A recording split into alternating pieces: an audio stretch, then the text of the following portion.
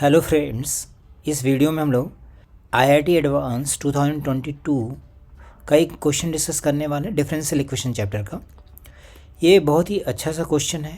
ये basically linear differential equation पे based है। तो चलिए वीडियो को शुरू करते हैं। जो भी इस तरह की डिफरेंशियल इक्वेशन होती हैं पहले उसको हम लोग अलग करके लिख लेते हैं ना। ऐसा लिख देते हैं x d y is equals to y square minus 4y d x. अब इसको सॉल्व करने के हमारे माइंड में बहुत सारे मेथड्स आते हैं। एक होता है एग्जैक्ट डिफरेंशियल इक्वेशन, बट यहाँ पे स्क्वायर का टर्म है तो एग्जैक्ट मेथड से सॉल्व करना थोड़ा सा डिफिकल्ट होगा। तो सबसे पहले हम लोग ट्राई कर लेते हैं, क्या पता है लीनियर डिफरेंशियल इक्वेशन बन जाए। तो अब इसको अरेंज करने के लिए ऑब्वियसली हमें डी एक्स को नीचे लाना चाहिए, क्योंकि डी वाई को नीचे लेके आएंगे तो ये वाला टर्म जो है हमारे पास यहाँ डिनोमिनेटर में चला जाएगा, जो देखने में ठीक नहीं है, मतलब उसको अरेंज करना डिफ़िकल्ट होगा। तो हम लोग इसको लिख लेते हैं x d y upon d x is equals to y square minus 4y। पहले इस वाले फॉर्म में लिख दिया, ठीक है। अब इसका फॉर्मेट क्या याद कीजिए, लीनियर डिफरेंशियल इक्वेशन का फॉर्मेट क्या होता है,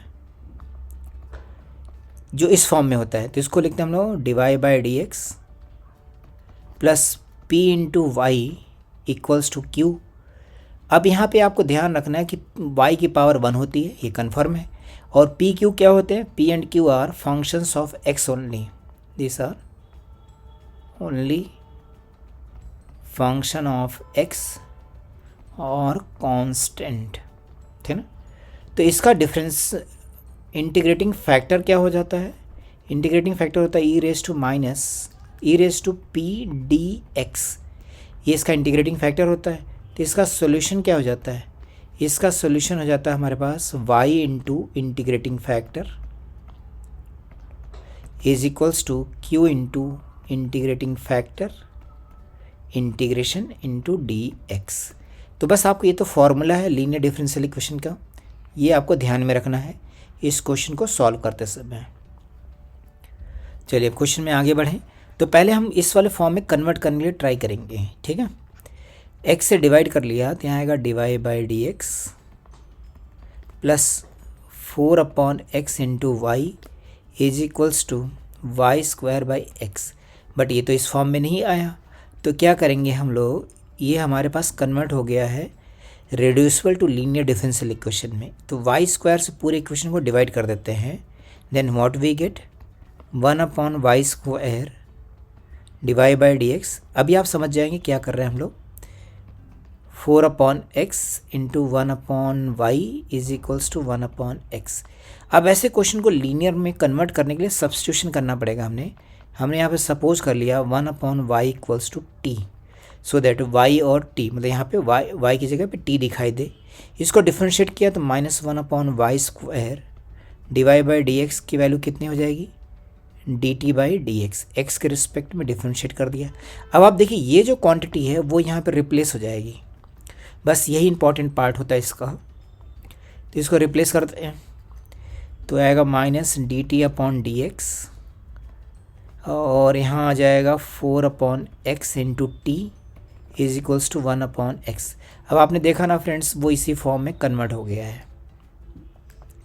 अब इसको फर्दर अरेंज कर लीजिए, तो मैं यहाँ पे सॉल्व करता हूँ।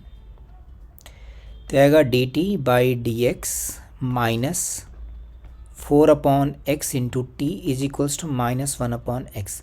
अब इसका इंटीग्रेटिंग फैक्टर लिखिए, तो इंटीग्रेटिंग फैक्टर क्या होगा, ये हो जाएगा e to the power integration of, ये माइनस साइन के साथ में जाएगा क्योंकि प्लस वाले के साथ रहता है यहाँ पे, है ना। तो -4 upon x into d x, इसको इंटीग्रेट कर लिया तो e raise to -4 ln x, so that is 1 upon x to the power 4। ये लॉग की प्रॉपर्टी लग जाएगी, e raise to ln 1 upon x raise to 4 है।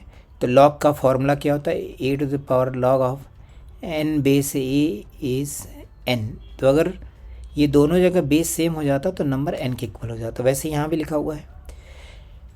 अब इस वाले फॉर्मूले जो सोल्यूशन था उस सोल्यूशन को डायरेक्टली अप्लाई कर देंगे, तो t into integrating factor is equals to q into integrating factor. अब इस पूरे का फिर से इंटीग्रेशन, तो बस हमारे y t की वैल्यू वापस डाल दें तो 1 upon y x to the power 4, इसका इंटीग्रेशन तो आएगा 1/4x⁴, ये ऊपर जा करके 5 हो जाएगा माइनस में, और उसमें 1 ऐड कर देंगे तो हमारे पास ये आ जाएगा प्लस का c।